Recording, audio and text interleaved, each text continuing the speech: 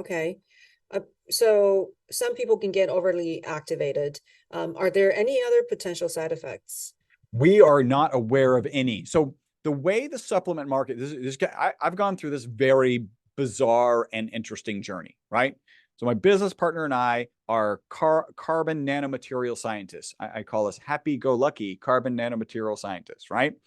And and we didn't want to get into the supplement market. In fact, kind of the way our journey went was this study, right, where the rats lived 90% longer than the control group, came out in mid 2012.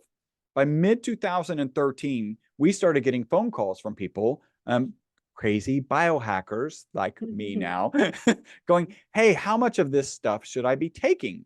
Mm. And you have to think in terms of like we have our conservative carbon nanomaterial hats on, and we're like, wait a minute, what you're asking me is how much of this stuff that I sell to research institutions around the world to put into ink, batteries, tires, and photocells, how much should you be consuming? And our answer was an unequivocal zero. We actually put not for human consumption on our labeling, not because we thought it was dangerous, because the literature was already very clear.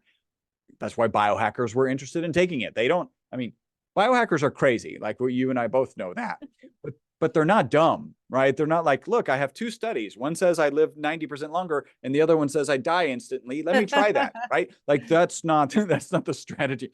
But the data was really clear that it was safe. We're just conservative scientists. So that was mid 2013. We're getting phone calls 2 to 3 times a week. Hey, my knee pain is gone. And we're going, hey, you mean the knee pain of your rat? Because it literally says not for human consumption on the labeling. And they're like, yeah. If I weigh 250, should I take more? And we're like, I don't know why you're rat. That's a big rat, right? So we know in the biohacker community that this is going on. And think about that. You know, one of the main concerns when you think about a supplement that's on the market is the placebo effect, right? In this case, we've got the anti-placebo effect. Literally, it says, don't take this. It's potentially dangerous, right? Not for human consumption. Consuming it anyway, and then it had no marketing material. It didn't tell you that your knee pain went away, or testimonials like better sleep, or people talk about hair growth. Like it didn't have any of these on any of the labeling. So when they're giving these testimonials, they're like, this is just what, and biohackers tend to collect data and think in terms of data positive, data negative. So that's mid 2013. We're saying not for human consumption. And my business partner and I are getting together like every quarter, like, what should we do with this? We're like the supplement market is very different than the carbon nanomaterial, selling to research institution market. I'm not sure we want to get in there. And that changed in 2017, but about the middle of that, so maybe 2015, I found a peer-reviewed published paper that said they tested supplements on the market, and they said 50% of the supplements that they tested didn't have in them what they said they had in them, right? And that was a paper that really convinced me I didn't want to be in this industry. So fast forward 2017, a guy with a big YouTube following starts sharing all the benefits he's getting taking it on a daily basis. And our phone went from 2 to 3 calls a week to 10 calls a day. So really our customers drove us in this direction. My business partner and I like, okay, so this is obviously an entrepreneurial opportunity outside of just being carbon nanomaterial scientists. And we asked ourselves 2 questions. And the first one is a moral question, right? Are we comfortable selling this? I take it, my wife takes it, everybody on our team takes it. By the way, it's not a requirement. You don't have to take it to work here, but everybody on our team does take it. So yes, I'm comfortable selling it. And then the next was the FDA and the FTC.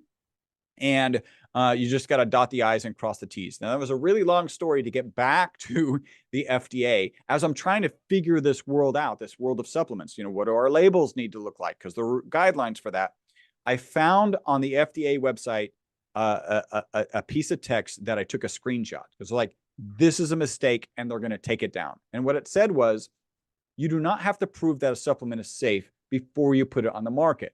And I think if you were to share that with anybody, they'd be like, that sounds dangerous and you shouldn't do that.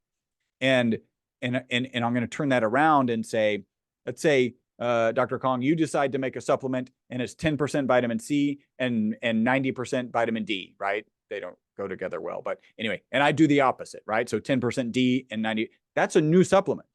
right? So there's an infinite number of potential supplements out there. There's no way the FDA is going to give approval before those things go on the market. What is required is that if there are any serious adverse side effects, you have to report them to the FDA. Now, this sounds like really scary. Hey, I've got a serious side effect. I'm going to tell the FDA and they're going to shut me down. That's not how it works. You actually, because they're smart enough to know, like, every person is different. You probably will have some serious side effects with some very small number of people. We just need you to make sure we have the data so we can assess this, right? And if you start getting more and more and more, then obviously they're going to come and investigate. To date, we have not had to report anything to the FDA. There have been no serious side effects.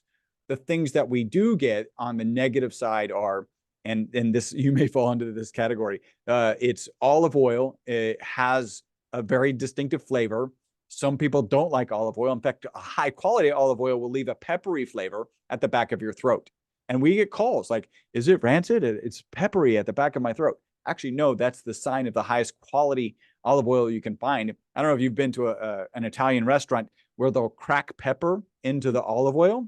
They're doing that so it tastes like an expensive olive oil, right? Because cheap olive oil doesn't leave that peppery flavor at the back of your throat. So that's the complaint. And the other one we get from time to time is if you start adding a teaspoon of oil to your diet, your stool can get loose for a couple of days. That's it, right? Those are the negative side effects that people have reported to it. And the sleep, right? So a small amount of people say that it can negatively impact their sleep. But that's it. And there is no literature, like people are doing research on this. There's no literature of adverse interactions, adverse side effects. It's to this point kind of miraculous that it's all extremely positive.